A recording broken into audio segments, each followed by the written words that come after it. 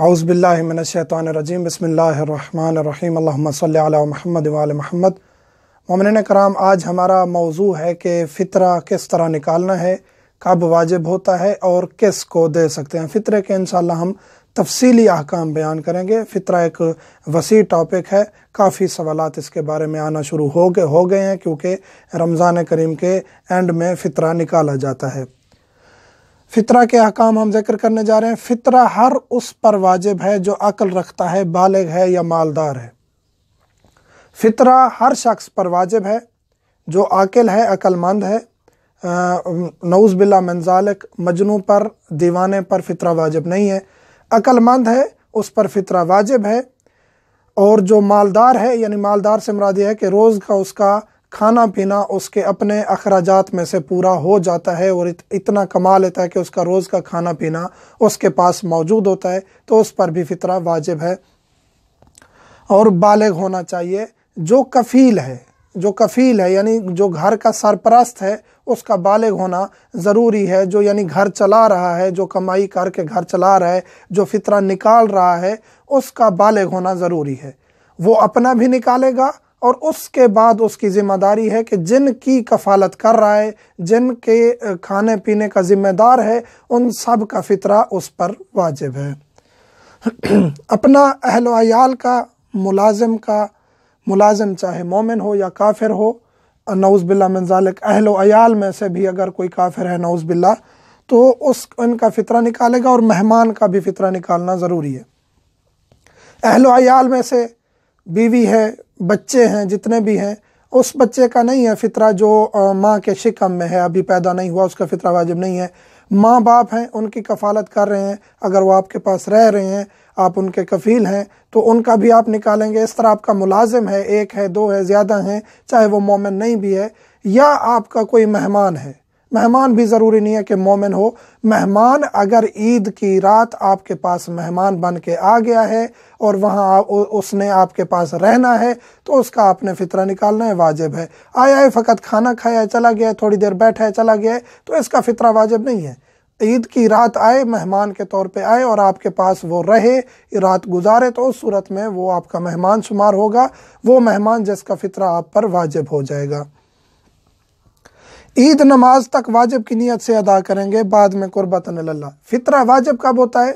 عید نماز سے پہلے عید کا چاند نظر آنے کے بعد، عید نماز سے پہلے اگر آپ نے عید نماز سے پہلے ادا نہیں کیا یا عید نماز نہیں پڑھی، تو آپ اس کے بعد قربتاً اللہ کی نیت سے فطرہ نکالیں گے۔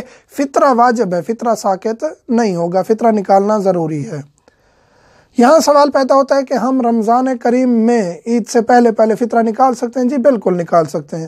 مستحب یہ ہے کہ آپ اس کو منہا کر کے، جس کو آپ پیسے دے رہے ہیں، قرض کی نیت سے دیں، اور پھر عید کے دن سے پہلے عید رات یا عید نماز سے پہلے نیت کر لیں کہ میں نے اس کو یہ فطرہ دے دیا ہے۔ یہ نیت نہیں بھی کریں گے، فطرہ آپ رمضان کریم میں نکال کے اس کو دے دیتے ہیں، تو پھر بھی فطرہ ادا ہو جائے گا، اس میں کوئی مشکل نہیں ہے۔ فطرہ کیا ہے؟ 3 کلوگرام اناج ہے یا اس کی قیمت ہے۔ 3 کلوگرام اناج، آٹا، گندم، چاول، جو بھی اناج آپ دینا چاہتے ہیں، 3 کلوگرام دیں گے یا اس کی قیمت دیں گے۔ یہاں رعایت ہے، فدیہ میں، کفارے میں رعایت نہیں تھی۔ فدیہ میں یہ تھا کہ آپ نے وہی چیز دینی ہے، یعنی اناج دینا ہے۔ یہاں رعایت ہے فطرے میں۔ فطرہ آپ پیسے بھی دے سکتے ہیں، 3 کلو کے پیسے دے سکتے ہیں۔ 3 کلو کے پیسے اس جگہ کے مطابق جہاں آپ رہ رہے ہیں۔ پاکستان میں اگر 3 کلو کے پیسے 150 روپے بنتے ہیں، اور سعودی عرب میں اگر 300 یا 250 روپے بنتے ہیں، یورپ میں اگر وہ 500 روپے بنتے ہیں، تو اس کے مطابق دیں گے جہاں آپ رہ رہے ہیں، اس کا آپ نے اس کے مطابق فطرہ نکالنا ہے۔ ایک بندے کا فطرہ 3 کلوگرام اناج ہے۔ 10 بندے ہیں تو 10 بندوں کا 3 کے حساب سے 30 کلوگرام بن جائے گا۔ یہ کس کو دینا ہے؟ یہ مومن کو دینا ہے، جو شیعہ اثنا عشری مومن مستحق ہے، حرام پر نہیں خرچ کرتا، اپنے اہل و عیال پر خرچ کرے گا، اس کو آپ نے فطرہ دینا ہے، اپنے علاقے کے مومن کو۔ یہاں کافی سوال پیدا ہوتا ہے کہ جو باہر رہ رہے ہیں، ایسے ممالک میں جہاں مومن ڈھونڈنا یا مستحق ڈھونڈنا مشکل ہے، تو وہ اپنے ملک میں یا کسی اور ملک میں، کسی اور علاقے میں بھیج سکتے ہیں اپنا فطرہ، اور اس میں کوئی مشکل نہیں ہے۔ ایک مستحق کو کم سے کم ایک بندے کا فطرہ دینا ہے. ایک مستحق کو آپ نے کم از کم ایک بندے کا 3 کلو یا اس کے پیسے دینے ہیں. ایسے نہیں ہے کہ 10 روپے دے دیں, جو فقیر آتا جائے 10 روپے 20 روپے 30 روپے ایسے دیتے جائیں, حساب نہ کریں. مثلا کہ ایک بندے کا فطرہ 150 روپے بنتا ہے اور آپ ایسے 20 روپے کر کے دیں, یہ ادا نہیں ہوگا. کم از کم ایک بندے کا فطرہ ایک مومن کو دینا ہے. زیادہ بھی دے سکتے ہیں, ایک ہی مومن کو آپ پورے گھر کا فطرہ بھی دے سکتے ہیں. غیر سید, جو سید نہیں ہے, وہ اپنا فطرہ, زکات, فدیات یہ سید کو نہیں دے سکتا. جو غیر سید ہے, سید اپنا فطرہ, زکات وغیرہ یہ چیزیں کسی کو بھی دے سکتا ہے. سید کو غیر سید کو دے سکتا ہے, سید دے سکتا ہے, غیر سید کو نہیں دے سکتا. پہلے اگر نکال لیا ہے تو اس کو تبدیل نہیں کر سکتے. یہ سوال بھی کافی ہوتا ہے کہ ہم نے فطرہ نکال لیا ہے پہلے رمضان کریم میں, لیکن اس کو ادا نہیں کیا, یا اناج نکال لیا اس کو ادا نہیں کیا, اب ہم اس کو چینج کر سکتے ہیں دوسرے پیسوں میں, تو یہ جائز نہیں ہے. آپ وہی چیز جو ہے نا اس کو دیں گے. اگر خدا نہ خواستہ آپ نے وہ استعمال کر لیے یا چینج کر لیا, وہ فطرہ آپ کا ادا ہوگا, لیکن اس کے آپ گناہ گار ہیں کہ ایک چیز آپ نے نکالی تھی اس کو آپ نے تبدیل کر دیا ہے. تو بہتر یہی ہے کہ آپ علیحدہ نہ کیا کریں, کیونکہ آپ نے دوسرے ملک میں بھیجنا ہے یا دوسرے علاقوں میں بھیجنا ہے, یا ممکن ہے آپ سے پیسے تبدیل ہو جائیں, اناج تبدیل ہو جائے, تو پہلے علیحدہ نہ کریں کہ یہ میں فطرہ نکال رہا ہوں علیحدہ کر رہا ہوں. نہیں, جو ہی آپ نے دینا ہے بس جیب سے نکال کے دے دیں, چاہے وہ دوسری کرنسی میں کنورٹ ہو جائے, دوسرے پیسوں میں کنورٹ ہو جائے, دوسری چیز میں بھی کنورٹ ہو جائے. اگر فطرہ آپ نے فوراً ادا کر دیا تو اس میں کوئی مشکل نہیں ہے, چاہے وہ تبدیل ہو بھی جائے. پہلے علیحدہ کر کے رکھیں گے تو پھر اس میں مشکل ہے. دوسرے ملکوں میں رہنے والوں کے لیے بتا چکے ہیں کہ اگر وہاں مستحق نہیں ہے, مومن نہیں ہے, تو پھر آپ بھیج سکتے ہیں اپنے علاقوں میں یا کسی اور جگہ پہ. یہاں ایک اور اہم ترین سوال, جو مدارس دینیہ ہیں, دینی مدارس ہیں, وہاں ہم فطرہ دے سکتے ہیں یا نہیں دے سکتے؟